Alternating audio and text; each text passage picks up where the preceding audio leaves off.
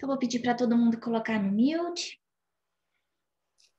A gente, nesse sábado abençoado, a gente tem aqui conosco a Heloísa Pires, essa divulgadora tão intrépida da doutrina espírita, que traz aí a sua energia, a sua paixão, que coloca para a gente em palavras simples, conceitos tão profundos. Para quem já ouviu as palestras dela antes, sabe do que eu estou falando, da empolgação, da qualidade, e a gente se sente assim, privilegiado de poder ter ela aqui com a gente hoje, nesse sábado. A gente sabe que tem gente aqui do Oregon, tem da Califórnia, tem do Brasil, e aí mostra para a gente que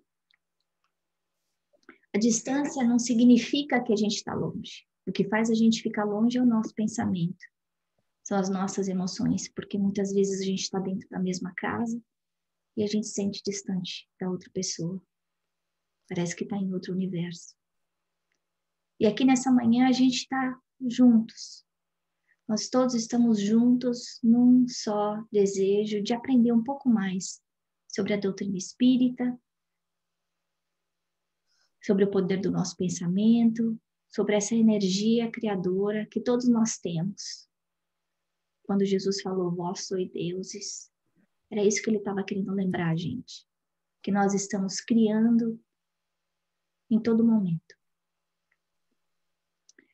E assim, nesse pensamento de agradecimento, de paz, nós vamos cumprimentando os nossos mentores, nossos anjos da guarda, o mentor que cuida do nosso centro espírita, Chico Xavier,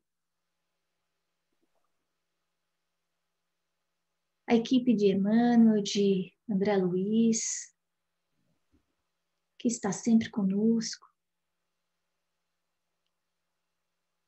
Vamos pedindo que essa manhã bênçãos espirituais possam envolver todos os lares que estão acompanhando essa palestra.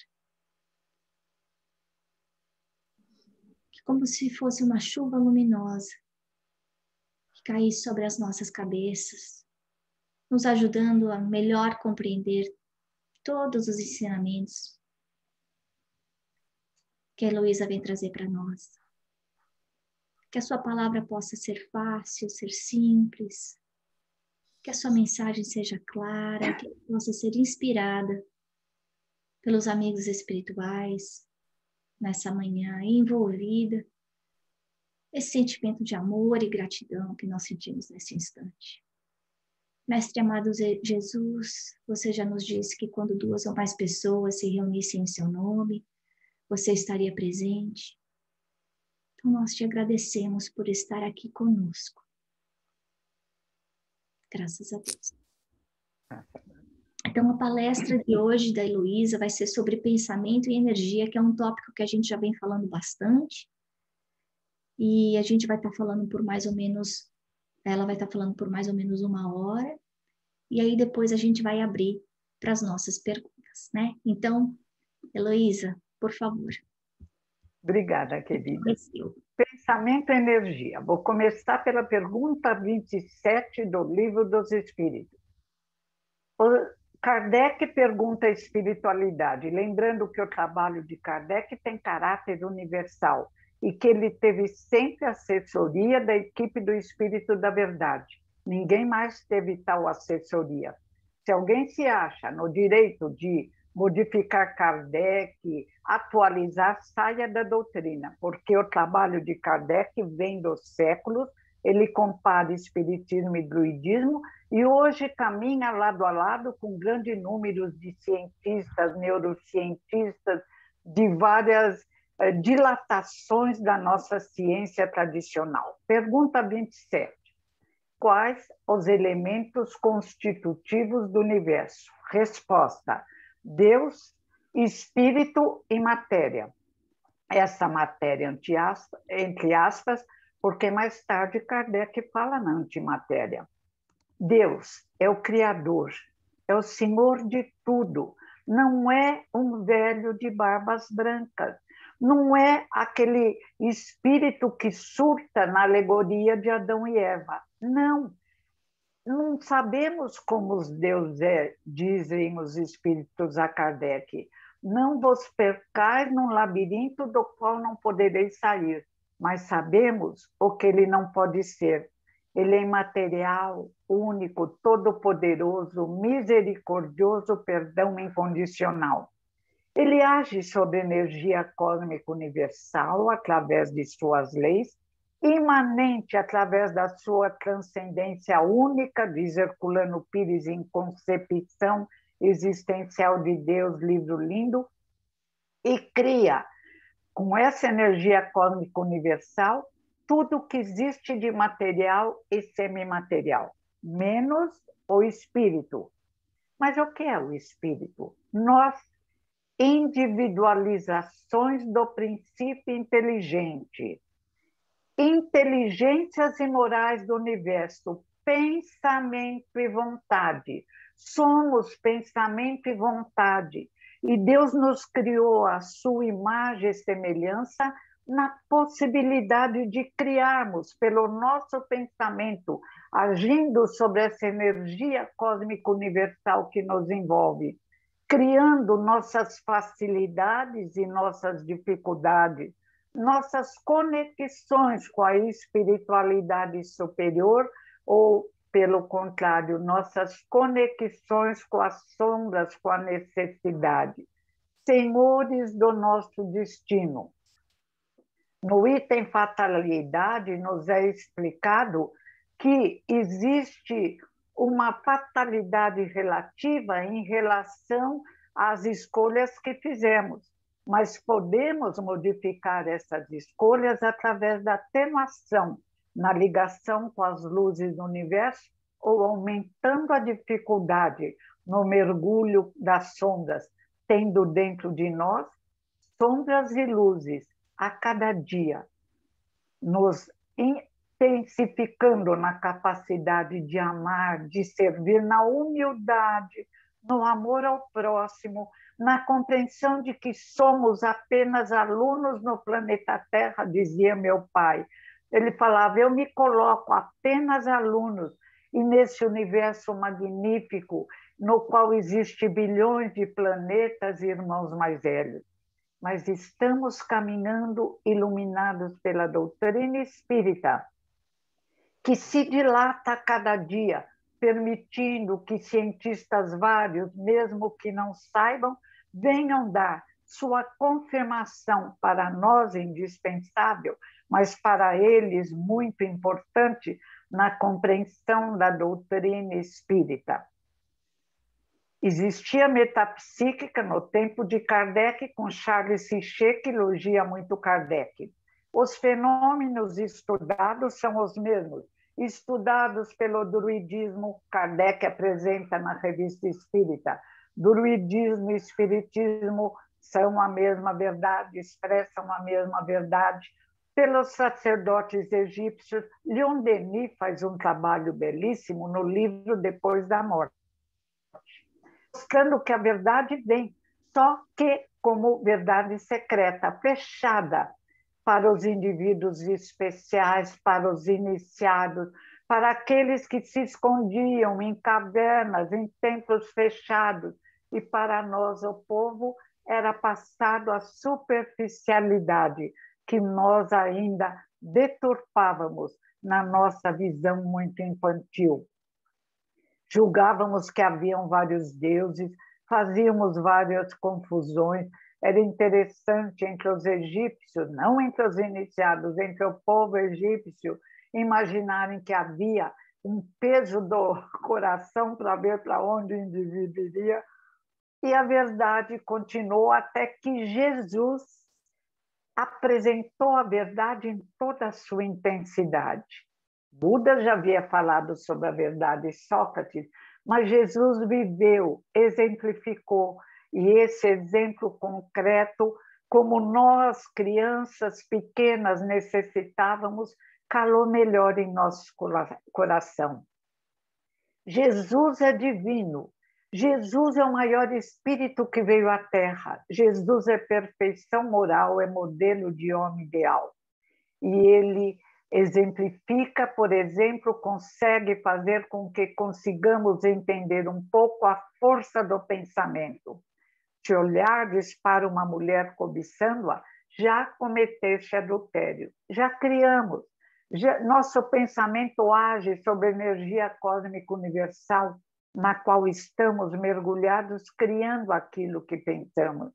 Imaginemos por um segundo uma mãe que consegue, através de pensamentos negativos e de palavras inadequadas, quase que destruir o filho. Você é burro, você não sabe nada, o que vai ser de você quando crescer? Jesus sabia das nossas dificuldades, mas, em se referindo a nós, foi supremo na bondade, disse: sois deuses, sois luzes, sois o sal da terra, sois a luz do mundo. Se o sal perder seu sabor, com que se há de salgá-la? Convidando-nos a nos transformarmos em luz, a modificarmos comportamentos inadequados. Mas parecia heresia científica quando Jesus disse também: se tiverdes fé do tamanho de um grão de mostarda, nada vos será impossível. Como? Que ideia! Mas na medida em que a ciência se desenvolve, primeiro surge Kardec, pioneiro. Freud tinha um ano, o grande Freud, o querido Freud, o materialista, pelo menos ele passou isso durante a vida, mas fez um trabalho belíssimo na descoberta do inconsciente, ou melhor, na apresentação do inconsciente, porque Freud tinha um ano quando Kardec fez um trabalho belíssimo sobre o inconsciente, estudando, naquela época que não havia os aparelhos superpoderosos que a parapsicologia encontrou, estudando o problema através de médiuns sensibilíssimos, num trabalho entre o céu e a terra, um trabalho que contou com o auxílio de centenas de médiuns. Ele olhava as comunicações, analisava, selecionava, e não havia erro, porque ele tinha assessoria da equipe do Espírito da Verdade, dirigida por Jesus de Nazaré. Certa vez, quando ele escrevia o livro dos médiuns, há um erro, e ele é avisado e corrige o erro. Mais tarde, muito mais tarde, só depois do seu desencarne, Lemarri cometeu um erro, mas já foi corrigido, a FEAL publicou a Gênese, a tradução de Herculano Pires e Peixoto era de antes do desencarne de Kardec, é corretíssima, o erro só tem se diz que Jesus tinha corpo fluídico. E Kardec explica o poder do nosso pensamento, que age sobre energia, e pensamentos que se afinam se atraem, pensamentos de semelhantes se repelem. Por isso Jesus disse: orai e vigiai. Precisamos manter bons pensamentos para nos ligarmos a ondas de pensamentos de encarnados e desencarnados que procuram a luz. Precisamos parar e pensar quando pensamentos inadequados surgem em nossa mente, porque esses pensamentos podem se ligar a outros pensamentos inadequados, formando uma verdadeira armadilha ao nosso redor e provocando o que pode até desencadear uma espécie ou uma própria obsessão, que é a ação de espíritos inferiores, diz Kardec, sobre os encarnados. Mas eu considero até que os encarnados, às vezes, são obsessores dos desencarnados. O importante, pensar bem, agir bem, na conexão com o plano espiritual superior, porque nos interessa. Kardec fala sobre o perispírito, explicando que nenhum encarnado, o perispírito está fechado numa gaiola como um pássaro. Não, ele irradia, age sobre o mundo à sua volta ele se dilata nas propriedades do perispírito, ele explica quão poderoso é o perispírito comparado com o corpo físico. Mas Kardec fala no ser do corpo, que o corpo sem o espírito não é nada, mas que ele, no espírito encarnado, pode oferecer resistência, condicionamento, e se há um problema no cérebro do encarnado, o espírito, embora tenha discernimento, não consegue se expressar na mesma competência diante de um derrame, de um problema de lesão, de um problema maior. Mas, à luz do trabalho e da ciência, as lesões, os derrames podem, dependendo do merecimento, da necessidade do indivíduo, do seu esforço, do auxílio dos especialistas, da horizontal, essa horizontal é entre aspas, porque toda atitude idealista e de amor se projeta na vertical, na transcendência, nas luzes do universo. Nesse mundo que está em transformação e que apresenta tantos casos tristes de desequilíbrio de necessidade, também chegou a hora em que os ensinamentos de Jesus, de Kardec, brilham intensamente. Jesus é o sábio dos sábios. Kardec veio da necessidade de compreendermos o Consolador prometido. O Espiritismo nos consola, nos fortifica, nos encanta na compreensão do sentido da vida, que não é pagar dívidas, porque Deus não é agiota, é desenvolver-se intelectual, moralmente e, sobretudo, na capacidade de amar ao próximo como a nós mesmos. Em 1935, Joseph Heine começa os seus estudos e pesquisas e entra num estado especial, permitindo auxílio espiritual, porque ele aparece com a parapsicologia. E o que é a parapsicologia?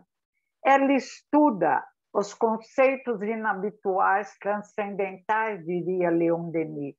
Ela estuda os conceitos espíritas, os fatos espíritas, os fatos apresentados por nosso irmão mais velho, Jesus de Nazaré, reapresentados porque os deturpamos por interesses vários, para iludir o povo, para manipular as massas, precisam ser, primeiro, reapresentados na língua original alemã por Lutero, que fez um trabalho belíssimo, mas precisava mais. Havíamos retirado a mediunidade, a reencarnação, e Lutero não chegou aí. Repetiu os ensinamentos de Jesus. Então veio Kardec. Lutero abriu, diz Herculano no livro Espírito e o Tempo, uma brecha na muralha que havíamos criado na falta de entendimento dos ensinamentos de Jesus de Nazaré. Por essa brecha foi possível a vinda de Allan Kardec, Leon Hippolyte Denisard Rivail, que já estava casado com a sua grande esposa Amélie Gabrielle Boudet, e apresenta os ensinamentos de Jesus na sua veracidade, na sua integridade. Inclusive, surge o Evangelho segundo o Espiritismo, belíssimo. Kardec escolheu, assessorado pela equipe do Espírito da Verdade, os ensinamentos para nós indispensáveis, apresentando-nos a moral baseada nos ensinamentos de Jesus, mas também nos ensinamentos trazidos por Moisés, o grande médium Moisés. Não matar, não roubar, não levantar falso testemunho, honrar pai e mãe. Pelos egípcios, a moral egípcia, sempre a verdade é uma, é atemporal. Nós, às vezes, não compreendemos a verdade, mas a moral aparentemente varia a moral dos homens. A moral verdadeira é uma só: amar, respeitar, se desenvolver, crescer. E com Joseph Heine, a verdade novamente se firma. Ele, por exemplo, tem a coragem de dizer: a mente é extrafísica. Quando ele falou isso, muitos daqueles cientistas que o acompanhavam se retiravam, mas voltaram por causa da telepatia, voltaram por causa dos fenômenos vários estudados e comprovados por Joseph Heine. Tiveram medo dessa dilatação, tanto quanto outrora, mergulhados na fé irracional, tivemos medo da descoberta de Giordano Bruno e preferimos queimá-lo. A Terra gira em torno do Sol, ele disse, e o condenamos. E Galileu Galilei, que fez a mesma afirmação, teve uma prisão domiciliar. Mas Joseph Heine foi claro, a mente é extrafísica, não está no corpo físico. E num livro sobre neuroplasticidade, neurocientistas norte-americanos, coordenados pelo Dr. Norman, fazem a mesma afirmação, dizendo que o pensamento age sobre o cérebro. E o cérebro não é, como pensávamos há tempos atrás, um disco rígido. Ele tem plasticidade, dizem os neurocientistas, e ele vai se transformando com a ação dos nossos pensamentos. Pensamentos viciosos, dizem Marzenik, Barbara Young e tantos outros. Barrita, que é muito importante, pensamentos viciosos criam mapas inadequados. E depois, se o indivíduo continua com o mesmo ato vicioso, seja bebida, drogas, seja resultado de psicopatia, vai fortificando esses mapas. Por isso, dizem os neurocientistas, é indispensável a educação moral, a estimulação moral. Nós espíritas diríamos a evangelização. Porque do 0 aos 9 anos, a criança tem o cérebro muito moldável. Ah, mas nós somos espíritos. Sim, mas agimos através do cérebro do corpo físico encarnado. Indivíduos especiais conseguem diminuir, atenuar as deficiências do cérebro. Indivíduos conseguem, através dos tratamentos da ciência hoje, e se uni-los ao tratamento da casa espírita, ao passe, à prece, à desobsessão, a tarefa fica mais fácil, conseguem.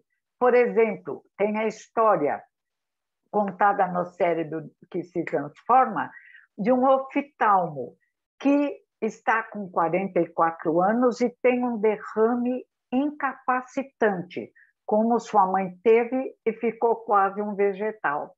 Mas ele diz, não, eu não posso ficar assim. E começa um tratamento intensivo. No instituto onde ele foi se tratar, só havia ele e uma enfermeira. Ninguém aguentava, era um tratamento muito intensivo. Mas esse oftalmo ficou bom, só uma perna estava meio adormecida, porque graças à estimulação, a exercícios físicos, a exercícios intelectuais, o pensamento nosso, que é uma força, age sobre o cérebro, sobre a plasticidade do cérebro, que pensávamos que não existia só para a criança, não. A plasticidade continua no adulto e continua no idoso. Se estimularmos nosso cérebro, se nos entregarmos a exercícios físicos para uma melhor circulação e musculatura melhor, os exercícios intelectuais, aprender uma nova língua, estudar um novo livro, discutir uma nova ideia, agem intensificando toda a nossa competência cerebral. E ainda nas pesquisas surgiu uma informação lindíssima, a fraternidade entre os neurônios do nosso cérebro. Quando um está com problema, outros podem assumir a tarefa. Viram como? Seccionaram, cortaram a mãozinha de um macaquinho tadinho. alguns nervos, e acharam 2 meses depois que estaria o caos. Não, viram que o cérebro, de certa forma, se equilibrou e que o macaquinho conseguia realizar não todas as tarefas, mas algumas tarefas. Herculano apresenta a parapsicologia como filha do espiritismo, porque a parapsicologia traz os mesmos fenômenos estudados pelo espiritismo, os mesmos conceitos, é ela que diz, fala no perispírito e chama de corpo bioplásmico. Por quê? Um pouco de vaidade. Eles querem falar que o espiritismo é anterioridade, que eles encerram o problema. Tolice, deem as mãos e divulgue essa verdade libertadora, diz Herculano. E a parapsicologia diz que o corpo bioplásmico, o perispírito, não está fechado no corpo físico, Kardec, como um pássaro numa gaiola. O corpo bioplásmico irradia raios intensos, age sobre o próprio indivíduo, sobre aqueles que estão à sua volta e sobre o mundo à sua volta.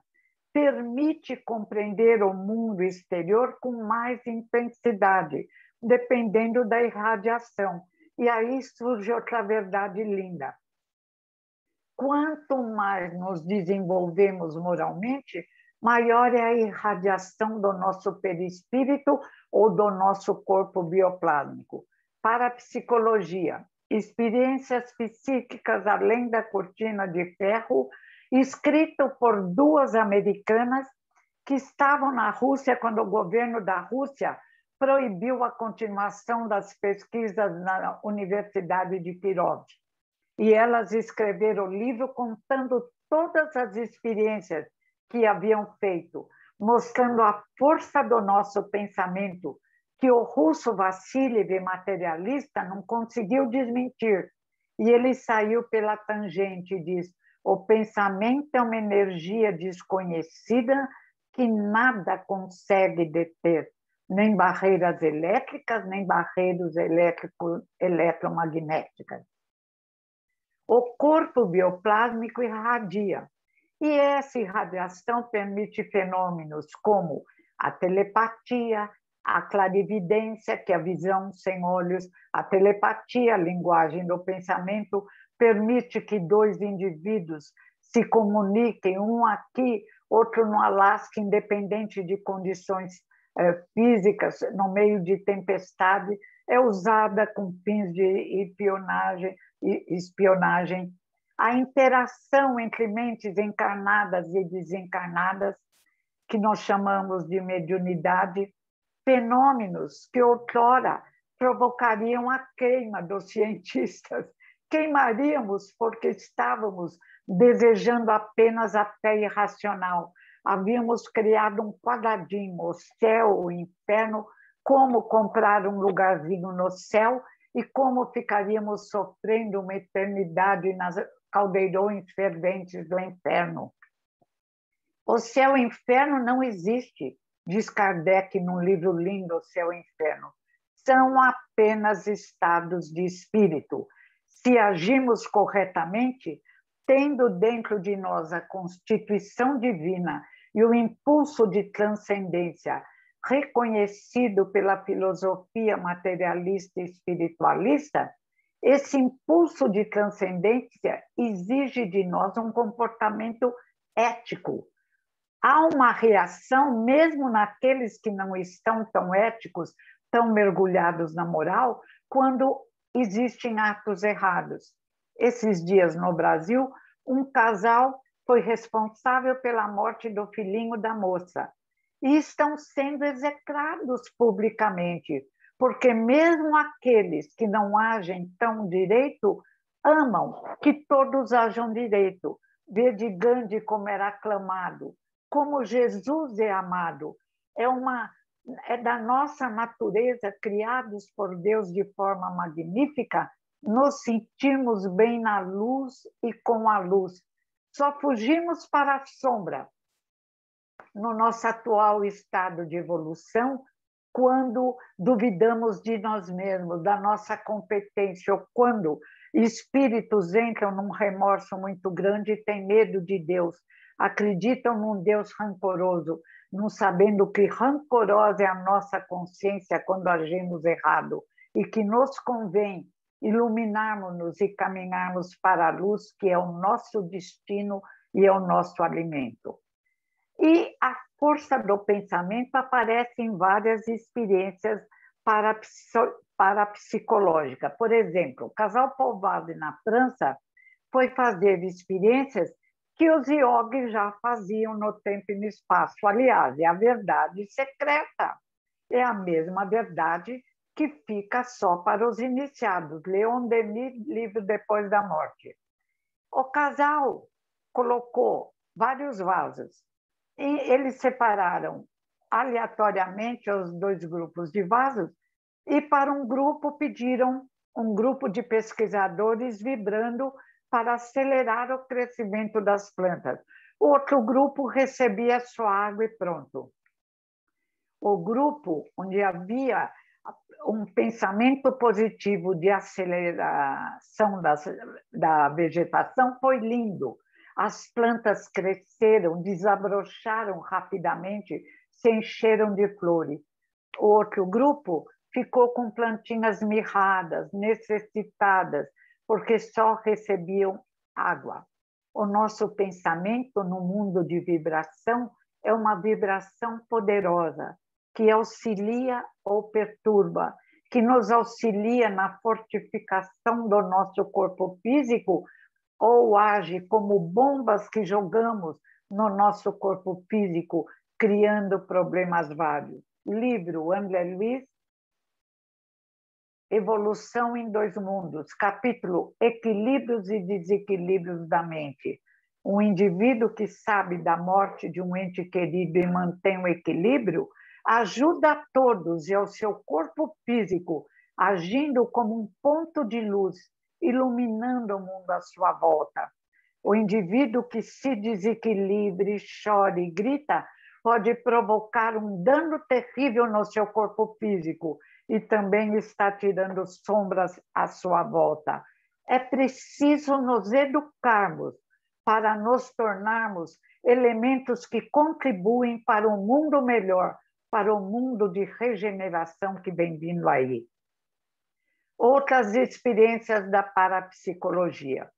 Criar um aparelhinho que acendesse lâmpadas pelo pensamento e colocavam alguns desses aparelhos com indivíduos que não deviam pensar nada ou pensavam tolices. E outro grupo devia pensar em acender as lâmpadas, e as lâmpadas se acendiam. Outro dia eu vi na televisão, ensinando bichinhos a pensarem para receberem água. Incrível, os bichos ditos irracionais, que não são muito inteligentes, conseguiam, na hora da sede, pensar água, sei lá, e vinha água. Imagine nós com a nossa força mental, cuidado com o que pensar, já disse Jesus. E várias experiências foram feitas com crianças bolivianas. Dividiram crianças todas iguais em dois grupos. O primeiro grupo foi entregue a pesquisadores que receberam a ordem de estimular muito as crianças, porque elas eram muito inteligentes, capazes. O segundo grupo, que maldade fazer uma experiência dessas, mas foi entregue a outro grupo de pesquisadores e foram apresentadas, é claro que à parte, longe das crianças, como crianças com retardo mental, com necessidades várias, que nada conseguiriam.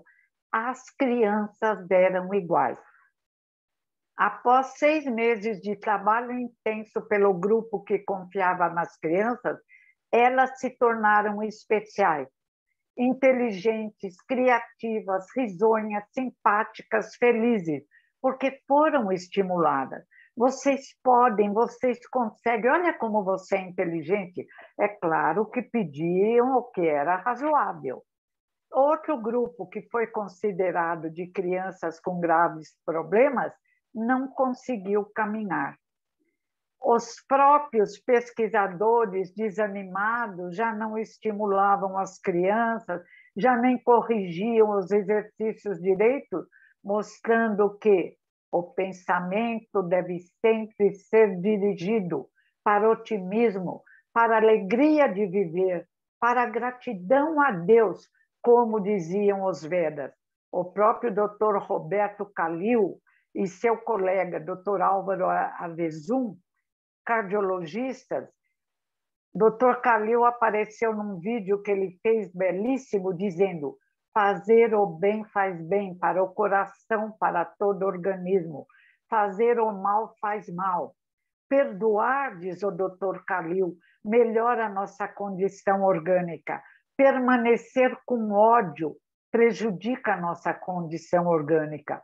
Meu Deus, o maior apoio tem vindo de cientistas isolados e grupos de cientistas, como neurocientistas norte-americanos desse livro magnífico, O Cérebro que se Transforma. Eu estou falando espiritismo, parapsicologia e o cérebro que se transforma, neurociência.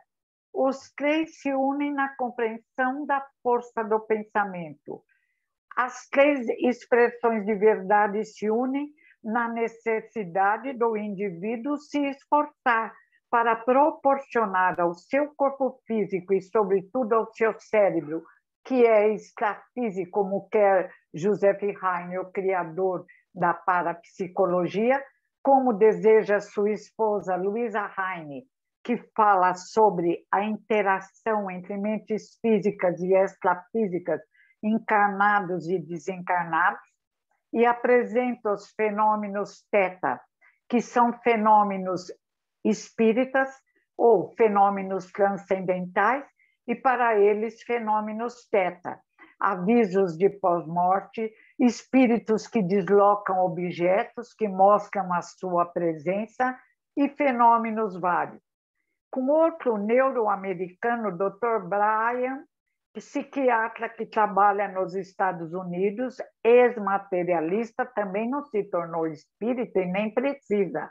Também não sei se ele acredita na parapsicologia e nem precisa. Vozes confirma a verdade, que tem que surgir em vários flashes, senão não é verdade. O Dr. Brian foi curar uma cliente sua que tinha uma terrível síndrome do pânico. Ela só conseguia dormir fechada no armário dela.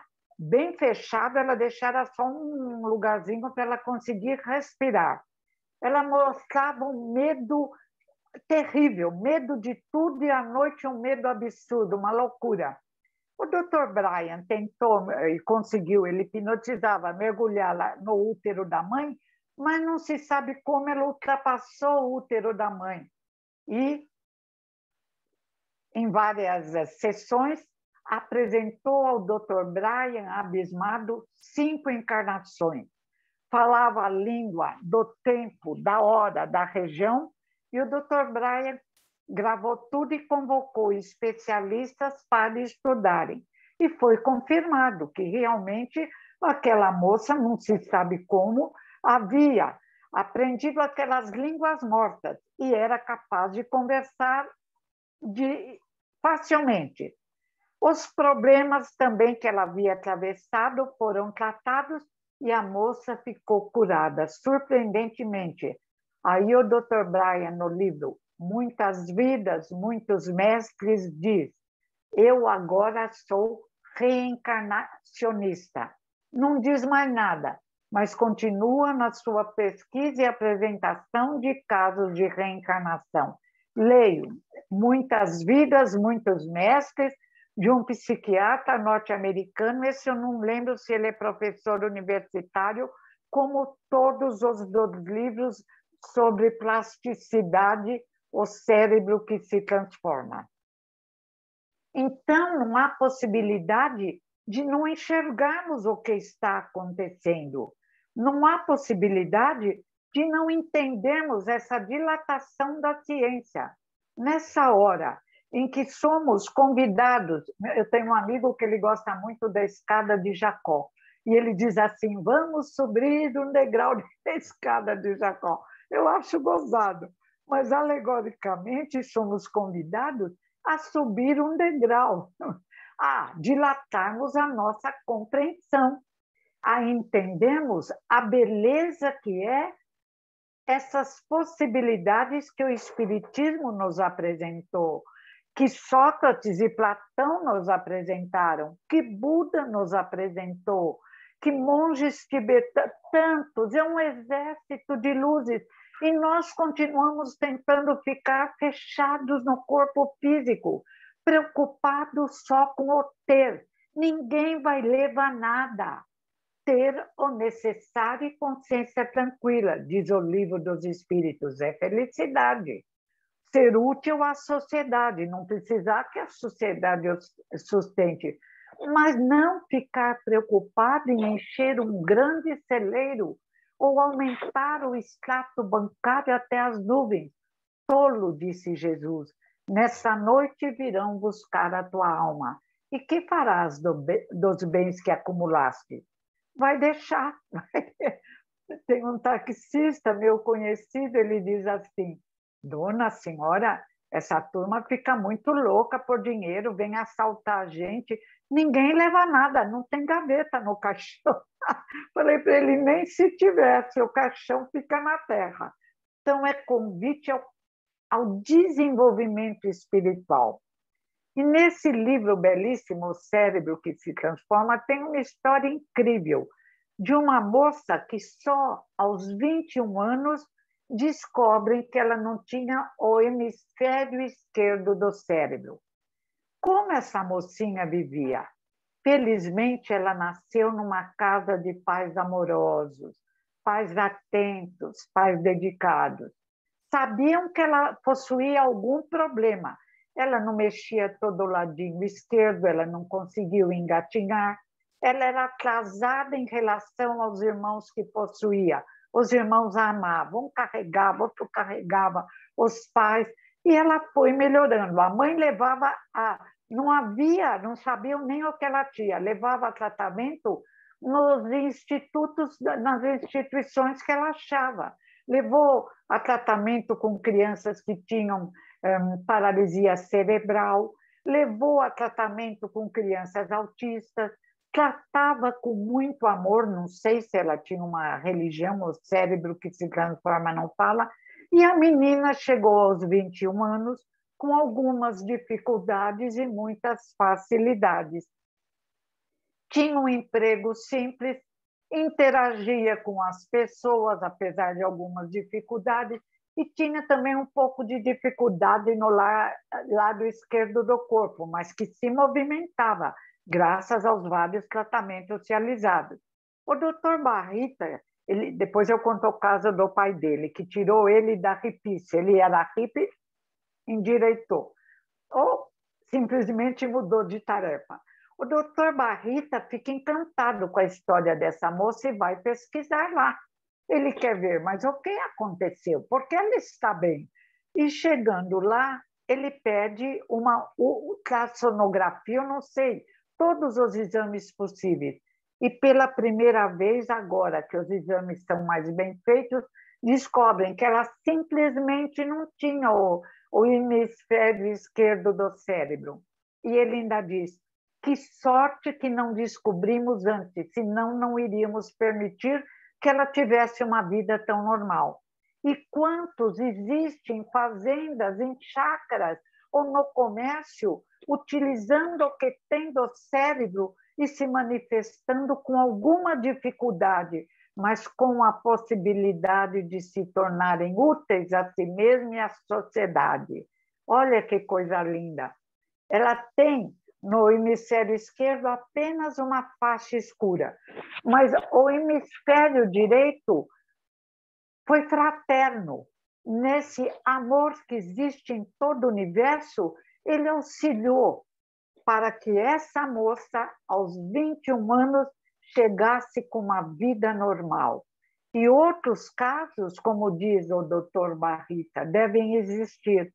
É que um grande número não faz os exames necessários. Aliás, se o meio é muito simples, a pessoa fica ali, considerando que já tem o necessário para ela sobreviver. Então, é um mundo novo. Se é um mundo que de um lado nos assusta, do outro lado nos encanta, como diz o querido poeta Mário Quintana. Eu vou interpretar, não consegui memorizar, poesia linda, muitos devem conhecer. São duas cidades. Uma cidade é escura e triste, os homens se arrastam pelas ruas chorando, a violência impera, a doença, o medo da morte. Ah, mas a outra cidade é linda, azul e dourada. O sol ilumina todas as ruas. Existem pássaros, flores. O canto dos pássaros estimula todos. E os homens caminham sorrindo, elevando hinos de glórias ao Criador. Mas, diz o poeta, não existem duas cidades. A cidade é uma só. Existem duas dimensões, eu diria várias dimensões. Existem duas dimensões, a cidade escura e a cidade azul e dourada. Cada um se coloca na dimensão que lhe é própria. E o Consolador prometido e as religiões existem para colocar o indivíduo na cidade azul e dourada. E nessa compreensão maravilhosa, a morte não existe. Em espírito somos indestrutíveis. Agimos sobre o corpo físico, mas se problemas no corpo físico atrapalham-nos no discernimento e na capacidade de nos manifestarmos com a mesma propriedade, existe todo um tratamento da ciência, da casa espírita e espiritualistas que podem nos conduzir a voltar nas mesmas condições antes das lesões ou em condições semelhantes. E isso nos fortalece. E se a morte não existe, o que nos pode assustar? Se a vida continua, que maravilha! Continuaremos num progresso contínuo, se desejarmos, até nos expressarmos na perfeição moral. Não anjinhos inúteis tocando harpa, num movimento cansativo e tedioso, não, mas alegoricamente em anjos úteis, com as asas da sabedoria e do amor bem desenvolvida, trabalhando por aqueles que iniciam a sua caminhada ou a subida na escada de Jacó. É o Consolador prometido. É a esperança e certeza nas horas difíceis de dias melhores. É a certeza de que depois da tempestade o sol aparece e vem a bonança. E que podemos atenuar e extinguir as tempestades da vida com a nossa inteligência, com a mudança de atitude e com o auxílio de todas essas verdades outrora escondidas para os iniciados somente, apresentadas por Jesus ao mundo, mas não compreendidas por nós, e reapresentadas por Kardec e pela metapsíquica e pela parapsicologia e pela plasticidade do cérebro. Um mundo novo que se faz presente, mas que exige apenas que nos transformemos, como disse Jesus, no sal que tem sabor, no sal que modifica a terra, no sal que permite que a felicidade inunde o nosso querido, belíssimo planeta, hospital, escola, terra, que é um pontinho azul e brilhante em meio a bilhões de planetas nesse universo maravilhoso que nos aconchega. Mas Jesus já não dizia: existem várias moradas na casa do meu Pai? E Galileu não procurava essas moradas e foi condenado, só não o mataram também porque ele inventava aparelhos que davam muito dinheiro para a igreja que naquela época havíamos criado, mas o condenaram a ficar fechado numa prisão domiciliar. Só faltou aquela tornozeleira eletrônica que não existia na época. O mundo é muito interessante, a Terra é um planeta interessantíssimo. Basta aprendermos a olhar. A história do professor Pedro. O professor Pedro, professor universitário nos Estados Unidos, ficou viúvo aos 60 e poucos anos e isso abateu um pouco. Ele vivia muito bem com a esposa, que é outro fator que faz equilíbrio orgânico. O professor Pedro ficou viúvo e depois, logo depois, ele teve um derrame incapacitante. O filho Jorge, que permanecia com o professor, o Barrita havia fugido. Quando a mãe morreu, ele ficou desesperado e saiu pelo mundo feito hippie. Ele estava fazendo medicina e disse: a medicina não conseguiu fazer nada por minha mãe, por que eu vou continuar aí? E o pai teve o derrame, ele pegou o carro velho e sumiu.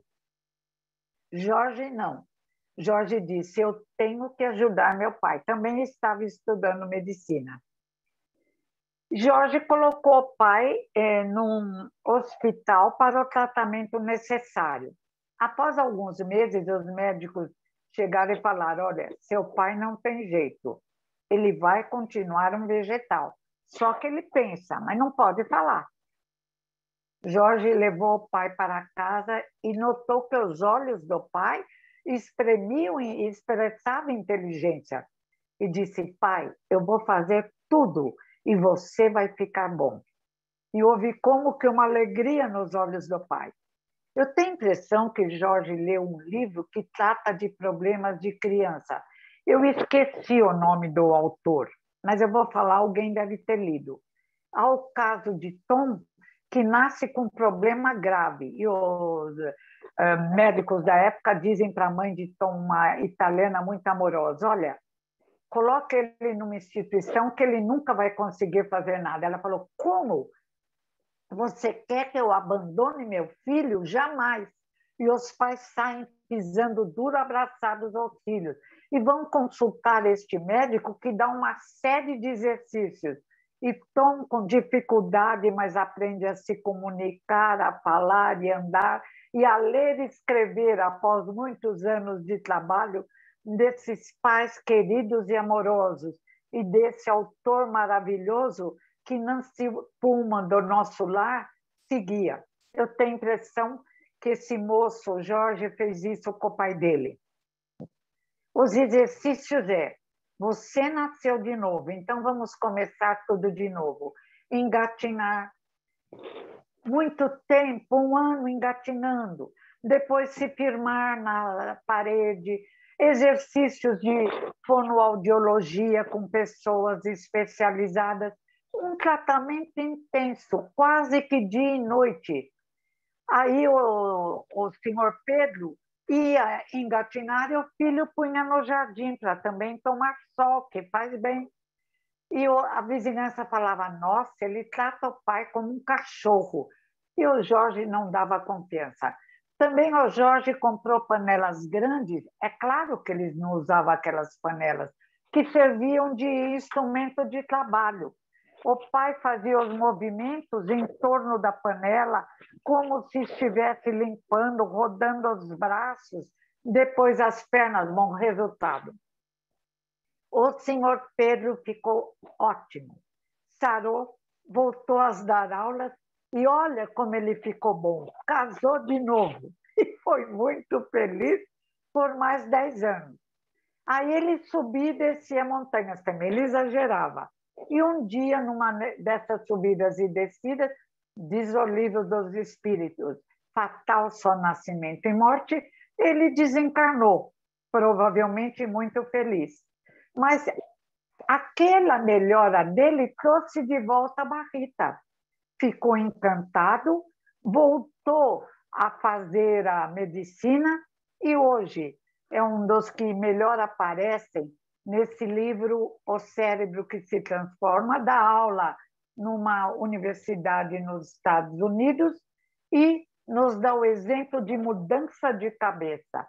Tanto quanto existe 2 cidades, segundo Mário Quintana, existe numa mesma personalidade vários modos de agir, conforme seu esforço pessoal. E foi assim que Rita achou mais interessante se tornar um médico especialista, como quando aparece um caso que ninguém consegue resolver. uma moça que se sente em queda, ela sempre se sente caindo. E quando ela tem a impressão que caiu e vai parar de cair, ela ainda se sente caindo. E ela está inútil, ela não pode fazer quase nada. E ela anda de médico em médico, ela tomou muito, dá o nome do antibiótico no livro, eu não guardei, nem é necessário, porque eu não sou médica. O antibiótico fez mal, o excesso de antibiótico que ela tomou para uma infecção no ouvido. E ela chega ao Barrita, e ele vai estudar, ele sabe que é o vestibular responsável pelo equilíbrio, mas vai procurar e ele não descansa enquanto não acha uma possibilidade de cura. Ele constrói um capacete para estimular o vestibular. Ele não conta, pelo menos nesse livro, como é o capacete e o que o capacete faz. Primeira vez ele manda ela usar 5 minutos.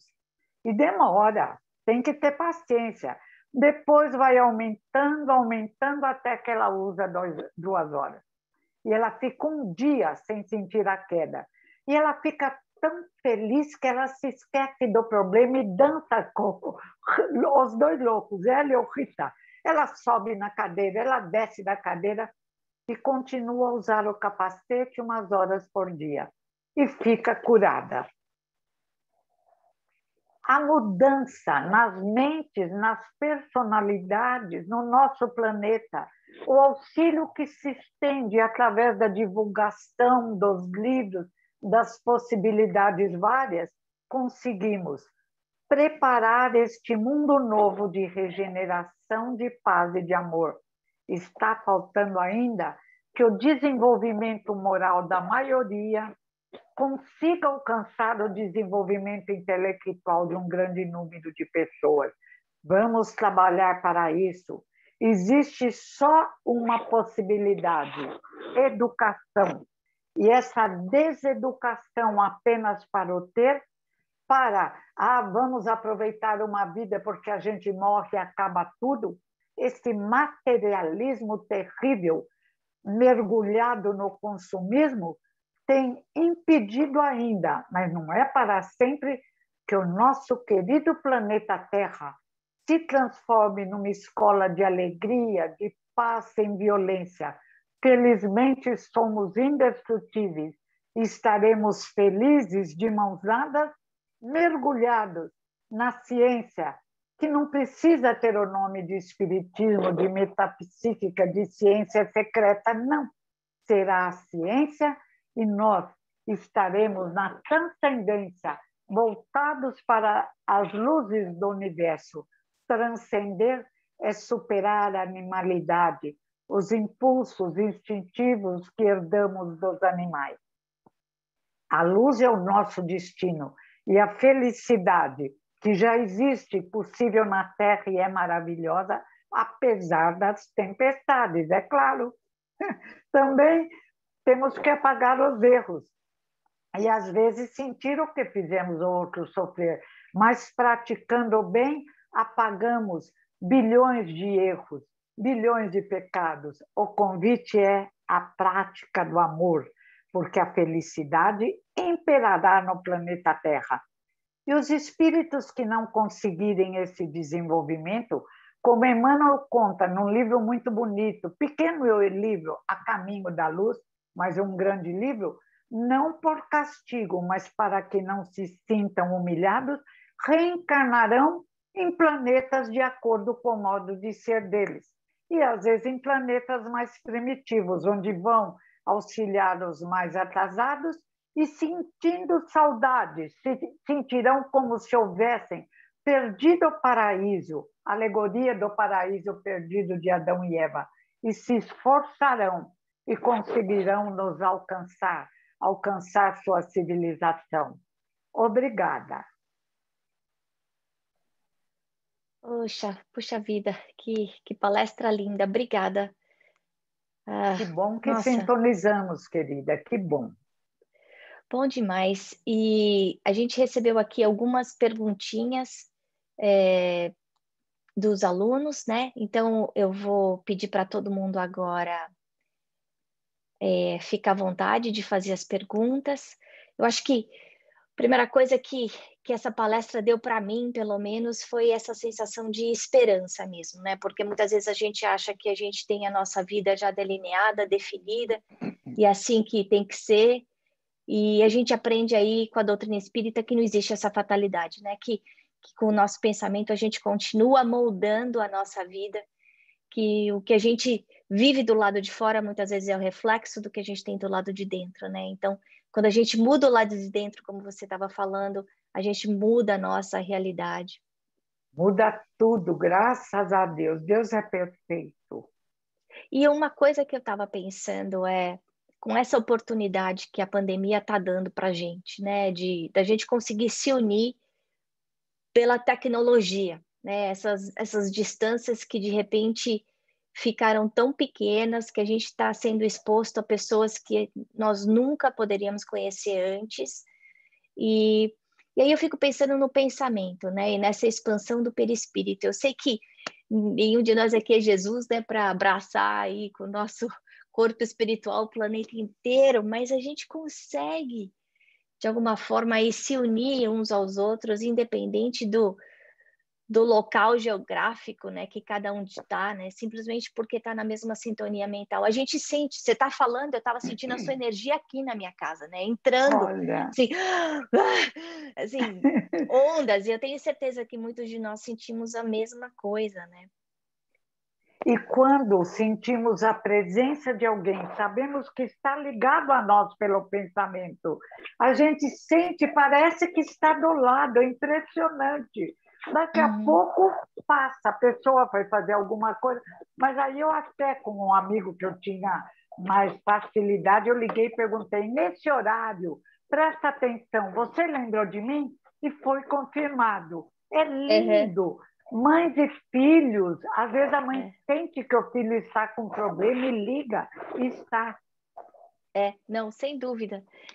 Isso a gente sente mesmo, né? Tanto entre familiares quanto amigos, e a gente vê aí isso da simpatia. A gente estava estudando no UERJ alguns dias atrás, exatamente sobre simpatia e empatia, e a gente vê que essa onda magnética do pensamento aí enlaça muito mais que a gente pode imaginar, né? Um Wi-Fi sem barreiras. É lindo, bendita doutrina. E os egípcios já sabiam, os druidas, e nós nem aí. Olha, nós somos complexos. Agora, voltando um pouquinho, uma falha minha, eu acabei não falando do background da Heloísa. Para quem não conhece a Heloísa, ela é licenciada em matemática, física, pedagogia, ela tem especialização em deficiências visuais e físicas, ela é filha de Herculano Pires, que aí é um dos pilares do espiritismo, né? Ela é uma apresentadora da Rádio Boa Nova.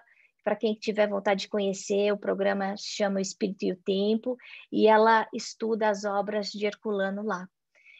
Bom, além de palestrante espírita, que todos nós já experimentamos isso, ela também é escritora, ela publicou um livro sobre o pai dela, Herculano no Mundo, e o mais recente livro que ela publicou se chama Antonieta, o Retorno da Rainha. Então, para quem quiser conhecer mais o trabalho da Heloísa, se vocês entrarem no YouTube e derem um Google, vocês vão achar um monte de coisa dela lá. Bom, mas... O livro dela, Educação Espírita, mora no meu coração. Obrigada, linda. Bom, mas agora eu vou abrir para as perguntas. Algumas pessoas aqui já colocaram perguntas para a gente. Letícia, você quer começar? Olá, Heloísa, muito obrigada. Oi, querida. Muito linda, muito, muito. Sentimos seu amor, seu conhecimento aqui. Muito lindo. Muito obrigada. Obrigada. O conhecimento não é tanto. A nossa ignorância é maior perto dos bilhões de irmãos, meu Deus, vai ser muito bom. Nunca sentiremos tédio. Há sempre o que aprender. Olha que coisa linda. Linda, linda. Me emocionei até. Heloísa, minha pergunta é, com essa capacidade do cérebro de se transformar, né, o tempo todo e ser tão plástico, né? Por que é tão difícil, na sua opinião, a gente transformar o nosso pensamento, né? Assim, porque muitas vezes a gente vê assim, e experimento em mim, nas pessoas que eu convivo, que a gente tem umas coisas que a gente carrega lá desde a infância, às vezes negatividade, às vezes ansiedade. Claro. E por que que essa, na sua opinião, nos seus estudos, no seu conhecimento da doutrina, por que que é assim, é difícil, é uma luta diária essa transformação, né? Elevar a vibração do pensamento, ter mais esse amor e botar amor em tudo que a gente faz. Como que você, quais Eu seriam vou falar, as olha, eu suas recomendações? podia dar por outros livros. Vou usar, como sempre, amo esse livro, O Cérebro que se Transforma, coordenado pelo Dr. Norman, e são vários neurocientistas norte-americanos. São daí, hein, da terra de você. E nesse livro, O Cérebro que se Transforma, existe um item, os maus hábitos. Os maus hábitos, dizem eles, formam como que mapas cerebrais, desenhos. Do 0 aos 9 anos, isso é mais intenso, mas continua pela vida toda. Até os idosos têm plasticidade no cérebro e tem que aprender e tem que trabalhar para os neurônios ficarem ativos. Os maus hábitos formam esse mapa. Se o indivíduo para com os pensamentos, desequilíbrio, com as atitudes erradas, o mapa vai se diluindo e some. Mas a cada vez que o indivíduo repete o mesmo hábito, o mapa fica mais forte.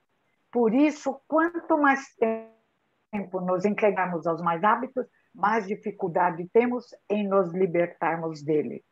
Daí a dificuldade dos drogados, dos alcoólicos, de tantas necessidades, porque os maus hábitos se fixam. E à luz do Espiritismo, trazemos no nosso inconsciente sombras e luzes. As luzes vão se acendendo na medida em que nos esforçamos. E se não tratarmos de tirarmos as sombras, elas também se tornam fortes. Senhores do nosso destino, estamos nos construindo aqui também. Não viemos de mãos amarradas.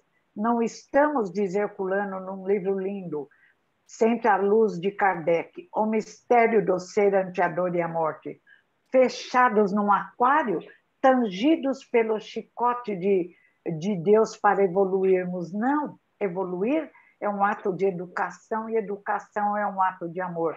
Não existe capatazes de Deus, existe nós mesmos nos construindo para melhor ou nos construindo para a necessidade e a dor.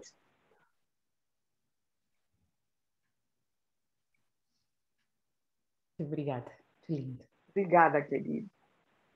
Obrigada. Eu tenho uma outra perguntinha aqui da Carrie, que ela diz assim: disse que os nossos pensamentos se manifestam, mas alguns acreditam que é a emoção que leva à manifestação. Qual é a sua opinião em relação à manifestação através de pensamento e emoção? A emoção é produto do pensamento. Somos pensamento e vontade. Quando pensamos, há uma emoção de alegria ou uma emoção de tristeza, agora que temos mais discernimento. Quando, por exemplo, eu olho um político corrupto, a minha emoção é de irritação.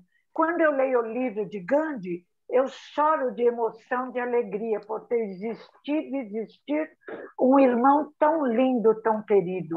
E quando eu ouço, falo para eu mesmo os pensamentos de Jesus de Nazaré: vinde a mim os que estáis cansados, oprimidos, que eu vos aliviarei. Eu sou leite que fortifica o fraco, sou clarim que toca o amanhecer, a minha emoção é de alegria profunda. Somos pensamento e vontade. Temos no nosso psiquismo fé e razão, diz Herculano no livro Introdução à Filosofia Espírita. A fé é o desejo de justiça, o amor e a confiança em nós mesmos, em Deus. A razão é o produto das várias encarnações. A razão precisa ser iluminada pela fé, pelo amor, senão pode surgir um cientista maluco ou um desequilibrado como Hitler. E a fé tem que ser iluminada pela razão, senão o indivíduo pode se tornar um fanático religioso, que mata o outro para convencê-lo, como fizemos na época da Inquisição, da sua crença. E além de estarem de mãos dadas, iluminadas pela razão, pelo melhor das várias encarnações e pela capacidade de amar, fé e razão dão as mãos em torno da vontade, o que provoca a transcendência, a conexão com Deus e com as luzes do universo. E essa transcendência também é realizada através da prece, tão bem explicada por Kardec no fim do Evangelho segundo o Espiritismo. A prece age como um imã que atrai para o indivíduo as melhoras desejadas. A prece é força, o nosso pensamento é força, o nosso pensamento é atração. Obrigada, Heloísa. Aqui a gente tem uma outra perguntinha que é do Ricardo Galhós, que fala: pelo trabalho e serviço do bem, a minha dúvida é sobre o espírito ser uma individualização do princípio inteligente. Isso diz respeito do princípio inteligente que anima os animais ou diz respeito ao abstrato e genérico, assim como o fluido cósmico para a matéria? Nada é assim impossível para a gente compreender. Pergunta 27. Deus, espírito, individualização do princípio inteligente. Esse princípio inteligente, segundo Darwin, segundo o espiritismo, segundo a ciência atual, começa, como André Luiz apresenta, também, não é o único, nos mares mornos. Ele apresenta os leptócrites, que se tem suas experiências nos mares mornos, depois saem formando florestas úmidas. Depois Kardec apresenta em A Gênese aquela capítulo onde diz: dos eumintos ou vermes intestinais, vemos num crescendo, chegando aos insetos, alguns com uma sociedade ideal como as abelhas, e continuamos até chegarmos aos mamíferos, entre os quais o homem se situa, com órgãos semelhantes aos animais. E a ciência diz hoje, temos em alguns animais, eles têm o nosso DNA, 95%, 99% do nosso DNA. Eu tenho muito orgulho quando vejo grandes chimpanzés fazendo coisas lindas, como no livro As Sociedades Animais, Remy Chauvin analisa os animais e fala nos chimpanzés, aquele grupo querido reunido conversando, muito parecido com os homens. E, de repente, chegam os caçadores e, por maldade, dão tiros e matam os chimpanzés. Caem um ou dois. E, inexplicavelmente e surpreendentemente, os chimpanzés não fogem. Eles se unem, pegam os irmãos feridos e levam os irmãos feridos para o fundo da floresta, fugindo do bicho-homem, que é um dos bichos mais difíceis de ser contido. Então, essa inteligência, esse amor, essa capacidade de se unirem, prova que todos têm inteligência. E a inteligência vai num crescendo. Do átomo ao anjo, diz Kardec, tudo se encadeia no universo. Aí uma amiga minha diz, eu não admito isso. Eu falei, você admite Adão e Eva? Ela diz, eu acho melhor. Ah, não. É muita arrogância, é muita vaidade. Eu admiro meus irmãos chimpanzés. Obrigada, gratidão, Deus. Os pássaros, como dizia São Francisco de Assis, o lobo, todo mundo à nossa volta, a vida à nossa volta. Isso é lindo mesmo, né? Se a gente for pensar isso, você estava falando isso, eu fiquei pensando na própria geração, né? Dentro do ventre da mãe, as etapas, né? Que o bebê passa, que parece aí de anfíbio, etc. Né? Então a gente está vendo que, de alguma forma, a gente vai passando pelos reinos até a gente chegar onde a gente está. Tem uma pergunta aqui da Letícia que fala sobre como o pensamento pode deixar a gente doente ou curar doenças. E eu iria um pouco adiante do que a Letícia está falando, porque nesse momento de de pandemia, a gente sabe que muitos de nós estamos sofrendo de ansiedade, de depressão, de saudade, de vazio. Essa pandemia está dando uma oportunidade para todos nós voltarmos para nós mesmos, né? Então, a gente fugia, ocupando a cabeça de manhã, de tarde, de noite, inventando coisa fora de casa, e de repente a gente está sendo trazido de volta para o nosso lar, e a gente tem que olhar no espelho. E há uns anos atrás, o Divaldo já vinha falando que essa década que nós estamos entrando é a década onde a depressão vai ser super, vai prevalecer, e que o maior número de mortes estaria vindo por suicídio. E a gente vê crianças, adolescentes, né? Eu vejo amigos das crianças aí cometendo suicídio, ou tentando, né? Mas não consumando um suicídio, coisa que seria impensável antes. Então, eu queria pegar essas duas coisas, esse aspecto de pensamento como cura ou como doença, e esse momento aí da pandemia, quando a gente se sente aí atolado nesse mar de sofrimento, de ansiedade, o que a gente faz, né? Como é que é? Quando eu era criança, eu adorava uma historinha para crianças. Haviam duas meninas. Uma menina estava sempre alegre, mergulhada na luz. Quando ela falava, saíam estrelas, pérolas, luzes. E havia outra, triste, abatida, infeliz. Quando ela falava, saíam escorpiões, gafanhotos, bichos horríveis. Nós podemos escolher que tipo de indivíduo vamos ser. O mundo está difícil? Está. Mas qual é o nosso papel? Melhorarmos o mundo à nossa volta. Darmos a nossa contribuição, como damos cesta básica, damos roupa, precisamos também dar alegria, pensamento positivo. Não podemos falar, está tudo muito mal, crianças não vão se suicidar mais. O trabalho está sendo feito pelo lado daqui, pelo lado de lá. As crianças estavam com aquele problema, a baleia azul, não sei, foi cortado, foi desvendado. Então, nada está escrito, não existe fatalismo autoritário. Estamos construindo agora e podemos melhorar o nosso mundo. Mas a nossa pandemia, na pandemia teve politicagem, corrupção, loucura, desamor. Se o mundo estivesse mais organizado, se os hospitais tivessem mais leito, se o mais rico, não é riqueza só de dinheiro, é riqueza de inteligência, de bondade, de capacidade de administração. Se o mais rico se preocupasse com o mais pobre, se o mais pobre não ficasse tão revoltado, o mundo seria melhor. Em vez de revolta, união.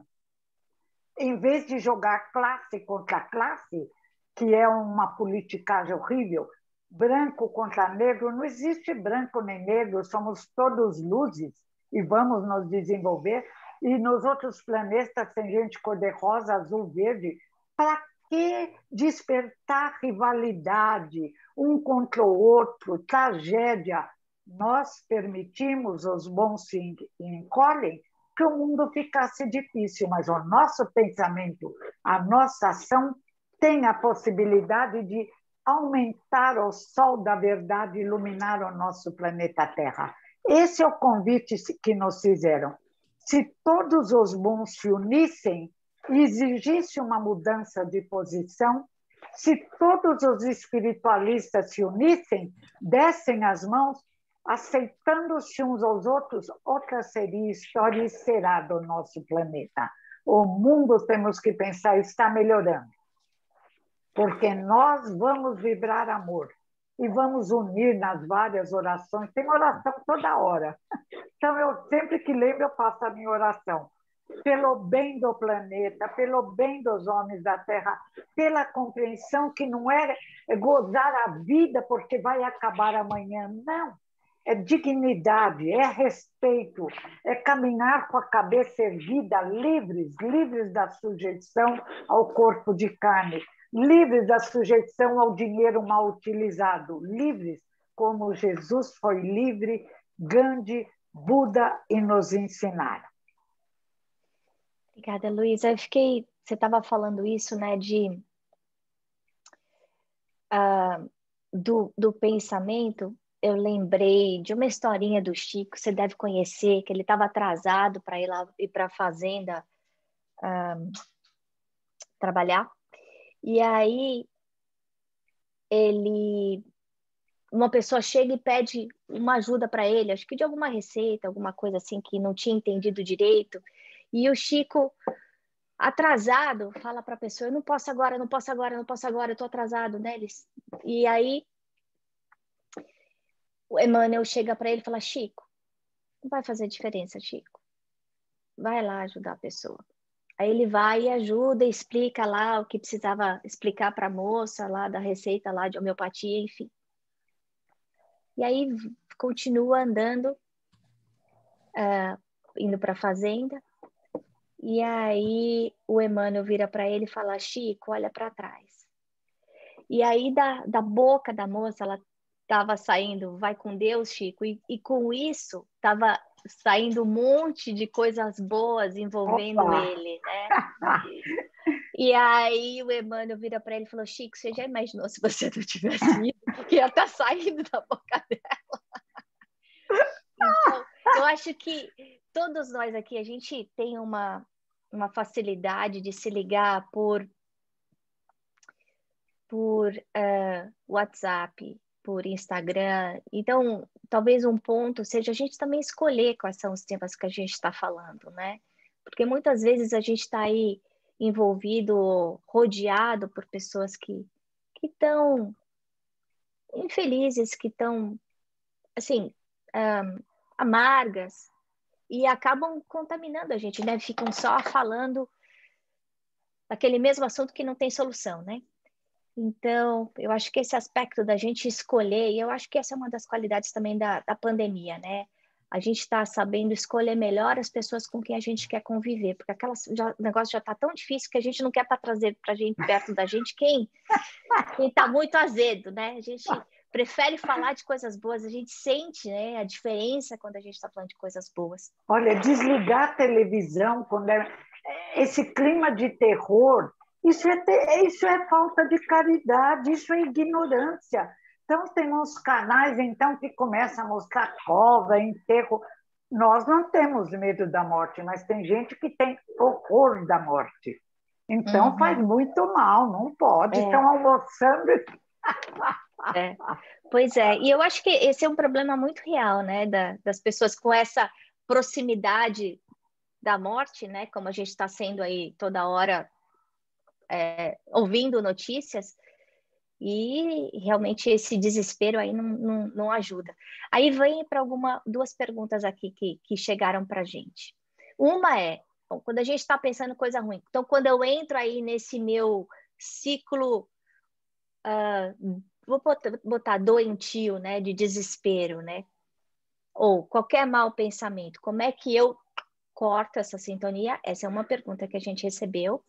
E a outra pergunta, que é uma pergunta que eu acho que é super importante para todos nós, como a gente sabe que as ondas mentais, elas estão envolvendo a gente está num mar de ondas mentais, né?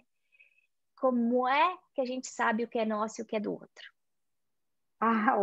O Livro dos Espíritos diz que, em geral, o primeiro pensamento é o nosso. O que vem depois, e também nós temos que conhecer nosso pensamento. Por exemplo, se vem para mim um pensamento, não, morreu, acabou, eu já falo, não é meu pensamento.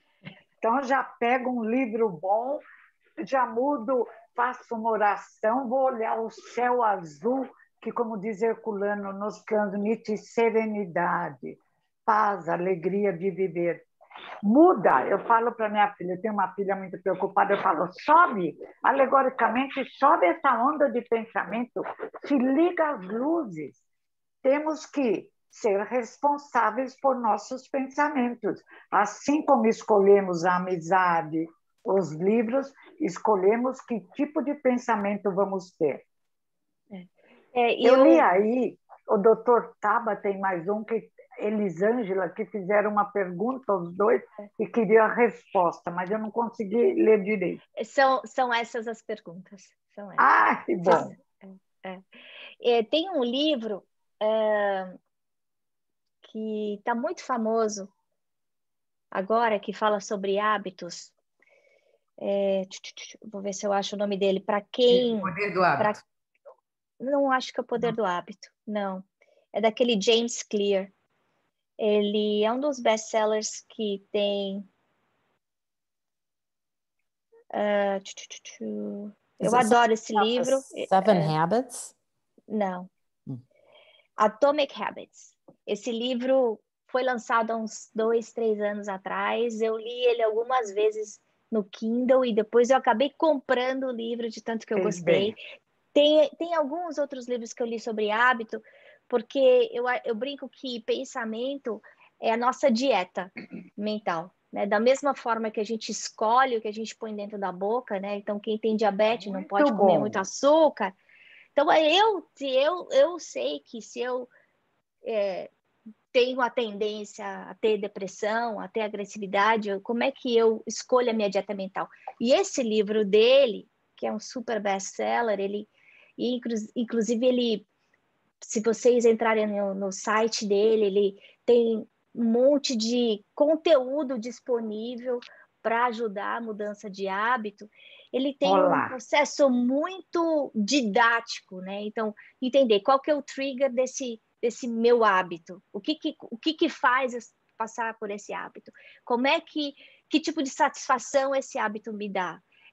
E aí ele fala, bom, você não está no hábito, você está na satisfação. Como é que você consegue encontrar essa satisfação com outro tipo de hábito? E aí você substitui o hábito. Então, para quem quiser, aí é um lado mais de neurociência, né? E aí a gente vê se unindo com o espiritismo, que é muito importante, né? Muito bom. Como dão as mãos, né? A verdade é uma só, né? A lição veio através dos séculos e de tanta gente. E assim mesmo nós ainda temos... somos difíceis. Sim. Bom, a gente já pegou esse seu tempo, 90 minutos, voou. Eu queria agradecer... fala, Lúcia. Ainda sobre o impacto da emoção desses minutos maravilhosos que você nos proporcionou, e pelo respeito que eu tenho pela sua cultura, eu sei que você é uma mulher eclética, que você lê muito, não lê só espiritismo, lê tudo, como ela já nos mostrou aí. Eu fiquei com vontade de buscar na fonte essa informação.